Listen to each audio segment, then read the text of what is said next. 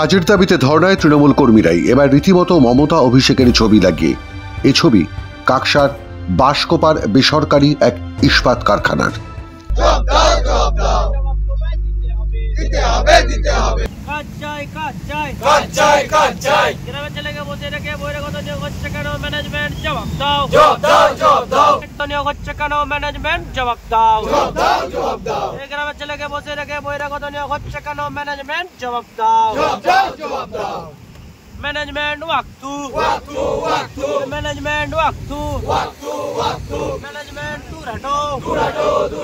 গত 13 বছর ধরে রাজ্যে কোনো নতুন কলকারখানা হয়নি।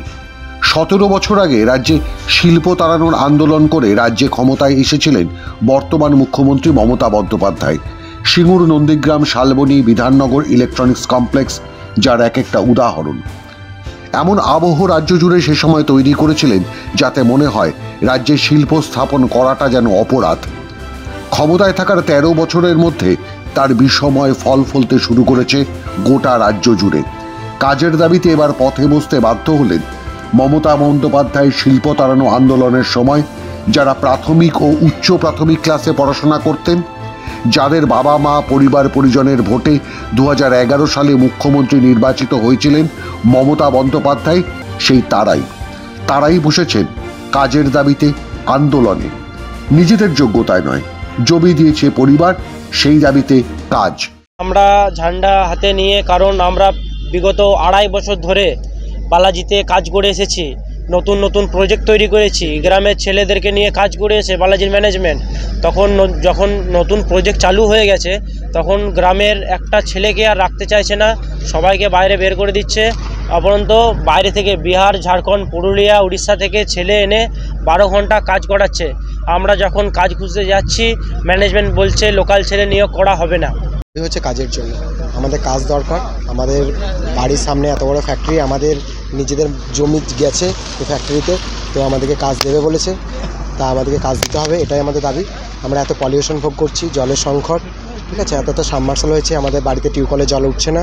অথরন্ত এত পলিউশন, এত কালি, কেউ কারো বাড়ির ছাদ উঠোন কেউ ব্যবহার করতে পারে না। অথরন্ত আমাদেরকে কেউ কাজ দিচ্ছে না, তো আমাদের কাজটা খুব প্রয়োজন, কাজ আমাদের লাগবে।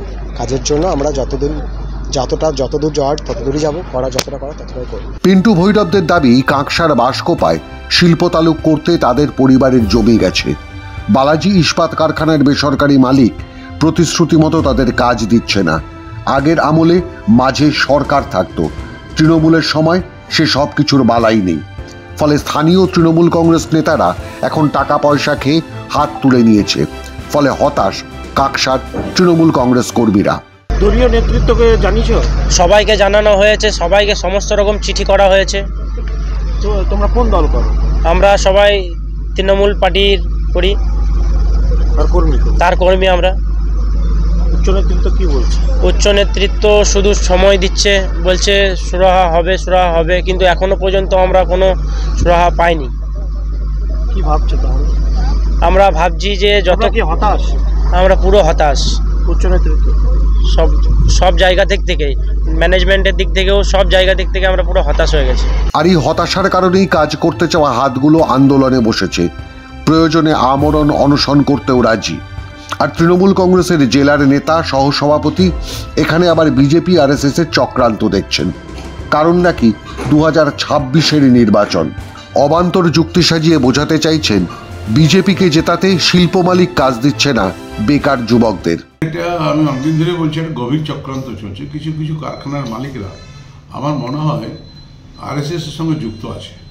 তাদের গোপন কথা বলে কি করে মানুষকে খেপানো যায়, মানুষকে তৃণমূল বিরুদ্ধে করা যায়, তার একটা প্রক্রিয়া আমার মনে হয় খুব ঠান্ডা মাথায় চালাচ্ছে। আমরা এই ব্যাপারে খোঁজখবর নিচ্ছি। আপনারা যখন বললেন আমাদের কানে এলো, আমরা দেখবেন জায়গাটা আমরা ধরে ফেলব। উত্তম মুখার্জির কথা শুনেই বোঝা যাচ্ছে তিনি আদৌ এসবের খবর রাখেন না বা গুরুত্ব দেন না এসব খবরের। সাংবাদিকদের কাছে বুঝি প্রথম শুনলেন বেকার ছেলেদের কাজের সংকটের বার্তা।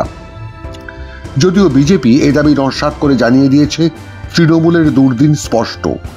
এখন তাদের কর্মী সমর্থকদের নেতা আর তার ভাইপোর ছবি নিয়ে চাকরি বা কাজ চাওয়ার আন্দোলন করতে হচ্ছে।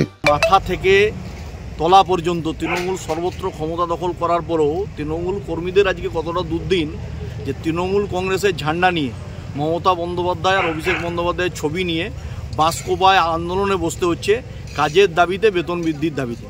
এর থেকে লজ্জাজনক ঘটনা এদের ওই ঋতব্রত বন্দ্যোপাধ্যায় আর অভিজিৎ ঘটকরা যখন এসে পশ্চিম বর্ধমান জেলায় বড় বড় ডায়লগ দেয় না, কর্মসাথী অ্যাপ করেছি, কর্মসংস্থানের জন্য কাজ করেছি, এই লোকগুলোকে এখন টেনে এনে দেখানো উচিত এই তৃণমূলের কার্যকর্তাদের। এদের ঘাড় ধরে নিয়ে আসা উচিত। দেখুন কি পরিণতি আজকে আমাদের শিল্পাঞ্চলে, দুর্গাপুর শিল্পাঞ্চলটাকে খোকলা করে দিয়েছে। গত সোমবারই শাসক দলের পক্ষে রাজ্যসভার জন্য মনোনয়নপত্র জমা দিয়েছেন ঋতব্রত বন্দ্যোপাধ্যায়।